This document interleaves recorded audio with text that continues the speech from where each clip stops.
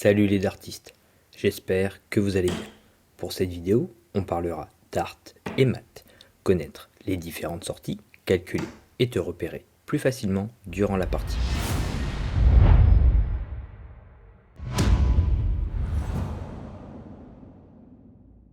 Connaître la valeur de chaque segment, des doubles et des triples de la cible, facilitera ton calcul et te fera gagner du temps sur le pas de tir.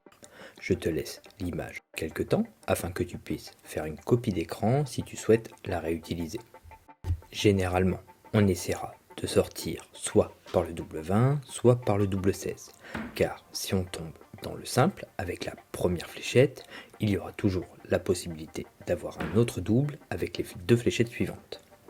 Si on vise le double 20, mais qu'on tombe dans le simple 20, alors on tentera le double 10. Et si c'est un simple 10, alors on se rabattra sur le double 5. Le double 16 est plus privilégié car c'est la sortie qui offre le plus de rattrapes possible. Si l'on tombe dans le simple à chaque fois, on commence à double 16, on a le double 8 qui est juste au-dessus et permet de rester dans la même zone, puis double 4, double 2 et double 1. Ce qui offre 5 possibilités coup sur coup de pouvoir prendre son double et gagner la manche ou le match.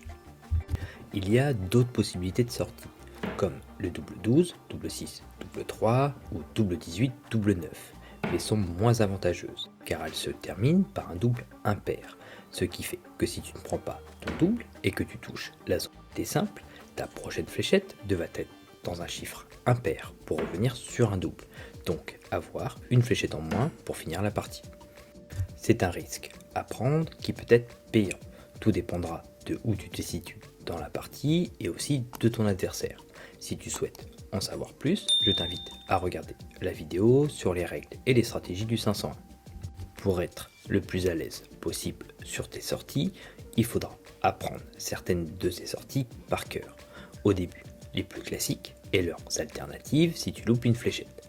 Cela te donnera des points de repère durant la partie et te permettra d'arriver sur le bon double et maximiser tes chances de gagner. Pour que ça soit un peu plus parlant, je vais illustrer au mieux différentes sorties possibles et leurs alternatives. Commençons avec le double 16. On a vu juste avant la chaîne de double, donc je vais détailler les alternatives. Il te reste 32 pour finir, mais en visant le double 16, tu tombes dans le 7. Il te restera 25 points. L'alternative serait d'aller chercher simple 9 pour rebondir sur le double 8 avec la dernière fléchette. Si ta fléchette tombe dans le simple 8 juste au-dessus, il faudra remonter pour aller chercher le double 12 avec la fléchette suivante. Faisons la même chose de 41 à 69. Dans cette tranche de score de 41 à 60, il est assez facile de retomber sur le double 20 en atteignant un des chiffres de la cible en fonction du score restant pour finir sur une sortie à 40. Voyons les alternatives qui te permettront plutôt de finir sur le double 16. Prenons le 41.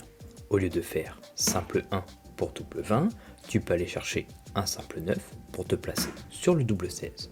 Si tu loupes ta première fléchette et qu'elle se retrouve dans le simple 11 ou le simple 14, tu pourras toujours te rattraper avec un simple 14 ou un simple 11 pour finir sur le double 8. On peut garder cette mécanique avec toutes les autres sorties possibles. Pour le 42, on fera simple 10, double 16. Pour le 43, on commence par simple 11 et ainsi de suite jusqu'à 52. Un repère intéressant, le 48. On jouera généralement simple 16, double 16, mais si tu tombes dans le simple 8, tu pourras te rattraper avec le double 20 juste après. Pour la sortie à 50, c'est un finish qui offre beaucoup de possibilités et de rattrape. C'est un bon point de repère dans la partie. Généralement, on jouera soit simple 10 pour double 20 ou simple 18 pour double 16, mais rien ne t'empêche de faire simple 12 pour double 19 ou simple 14 pour double 18 si tu es plus à l'aise sur ces doubles. Pour la sortie à 51, on jouera soit simple 19 pour double 16 ou simple 11 pour double 20. En fonction de tes préférences et de 52 à 60, on privilégiera un simple pour terminer sur le double 20. Cela reste le chemin le plus court, ou passer par le double 16 si tu es plus à l'aise, comme expliqué juste avant. Pour la sortie à 60, le chemin le plus court reste simple 20 pour double 20. Pour la sortie à 62, on jouera le triple 10 pour le double 16 ou simple 10, simple 20 et en dernière tarte, on ira chercher le double 16. Un bon repère aussi, le 64. Le chemin le plus court est triple 16 pour double 8, mais si ta première fléchette tombe dans le triple 8, ça fait 24 points. Tu pourras te rattraper alors avec le double 20. Ou aussi faire simple 16 pour double 16 si c'est plus confortable pour toi. Maintenant que tu vois un peu plus où je veux en venir, passons à des sorties plus importantes qui peuvent se réaliser en deux fléchettes mais nécessiteront de prendre un triple avec la première fléchette. Mais si elle tombe dans le simple, il y aura toujours la possibilité de se rattraper avec un deuxième simple pour finir sur un double avec la troisième. Il est important de bien connaître les différentes sorties et chemins pour ne pas se retrouver bloqué et être dans l'impossibilité de sortir avec ta dernière fléchette. Connaître ces sorties peut être un gros avantage face à ton adversaire lors d'un match. Pour la sortie à 70, on commencera par viser la zone du 18. Le chemin le plus rapide étant triple 18 pour double 8. Mais si tu touches un simple 18, tu peux aller chercher un simple 20 pour finir sur le double 16. Mais il est tout à fait possible d'aller chercher le triple 10 pour ensuite aller chercher au double 20. Et si tu tombes dans un simple 10, il te reste simple 20, double 20.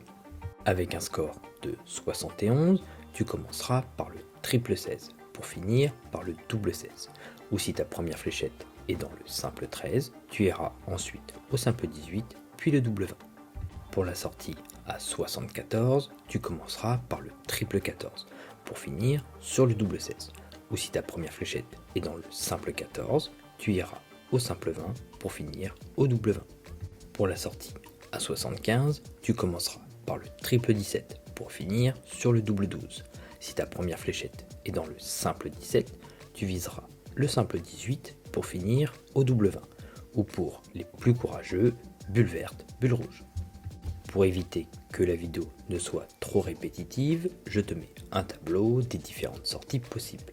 Tu trouveras également en description de cette vidéo un lien vers un site qui référence toutes les sorties en 2 et 3 fléchettes ainsi que leurs alternatives.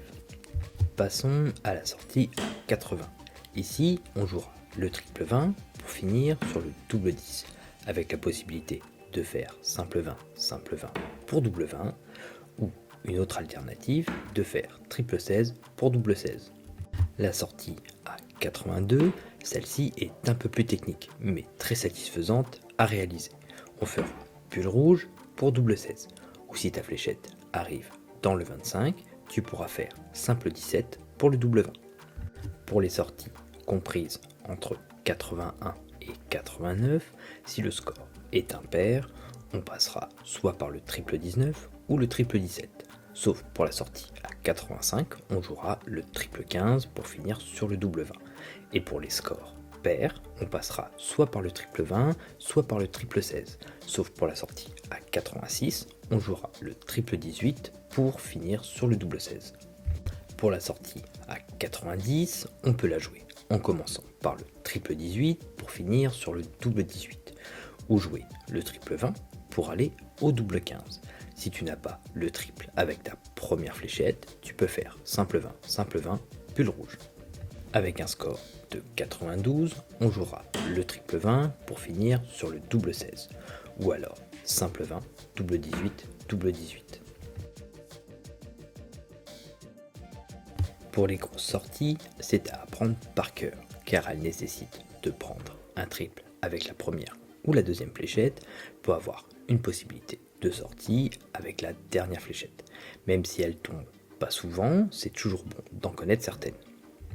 Entre 100 et 110, on peut finir en 2 fléchettes pour certaines, mais cela implique de finir par la bulle, ce qui est assez risqué mais plutôt stylé. C'est un peu plus applicable sur les sorties à partir de 111, car pour le coup, il faudra 3 fléchettes parfaites pour pouvoir réaliser la sortie.